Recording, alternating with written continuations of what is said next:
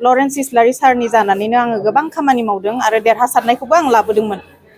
आइजोफोरनि जानानै आइजो गांखंनि जानानै आङो सेल्फ हेल्प ग्रुपफोराव आङो गोबां खामानिखौ मावदों आरो देरहासारनायाबो मोनदों।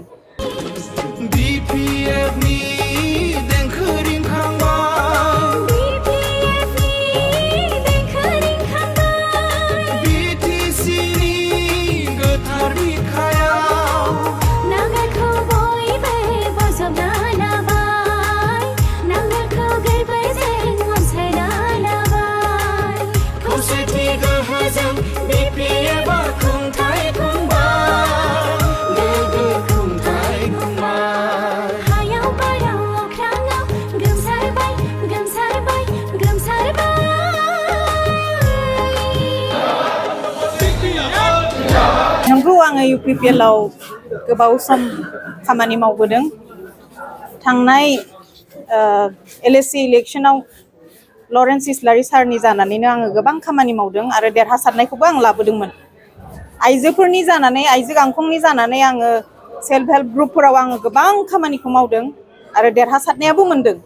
दा थाङै थुङै आङो खामानिखौ मावनानै माने ओरैबायदि वार्कारफोरखौ जेबो उद्दिस लायै बा मोजां खबर लायै बेबायदि जानानै थाबाय थानायाव माने बेवहाय आं जेबो मिजिंखौ नुहुराखसै आरो बे थांनाय 5 बोसोराव आं ओरैबायदि नाजादोंमोन खारन बैसोआ नेनानै थाबाय थाया। साकरिनि थाखाय आङो टेट पास जानानै दंमोन। बे टेट पास जानानै थानायाव आङो सानदोंमोन कि बे 5 बोसोराव आंनोबो प्रमद बर' सारा एपइन्टमेन्टखौ होगोन होननानै, नाथाय ओरैबायदि डिप्राइभ खालामनानै दोनबाय। बे डिप्राइभआव आंहा मोनसे बुहुद माने शक जादों।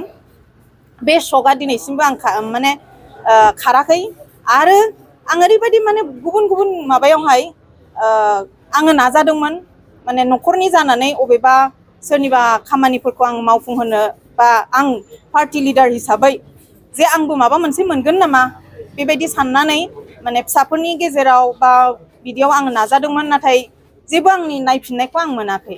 दा बेयावहाय आङो सानबाय दाथ' सरखारानो गैखाला काउन्सिलाव आरो नैबे MLA इलेक्शनाव आङो नुबाय माने गासैबो UPPL नि दैदेनगिरिफोरानो माने BPF हानजायाव जइन जाफैजोब्बाय।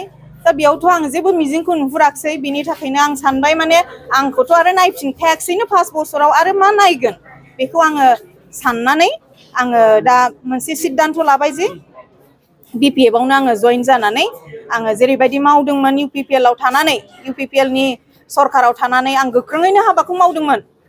ओरैबायदि आङो खामानिखौ मावदों आरो गोबां समाव ओरैबायदि माने गावनि लिडारनि गावनि मावथि लोगोफोर जायफोरा आइजो गांखंआव दङ बिथांमोनाबो ओरैबायदि माने एसेयावनो बोराबलायनाय बेबायदिबो जाबाय थादों जोंनि गेजेराव।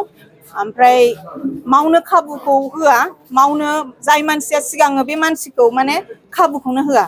दा बिनि थाखाय मानो खाबुखौ आं मोनाब्ला आं मानो मावनो बेखौ साननानै आङो गोख्रों सिद्धान्त लाबाय जे आङो BPF आवनो आं जइन जानानै आं हाबाखौ मावसिगोन होननानै। आरो BPF नि जायनाखि मेडाम, दाथ' जोङो BPF सरखारनि जाया LSC माने बिजाथि बिथाङाथ' मेडाम मा होनो शिउलि मेडाम।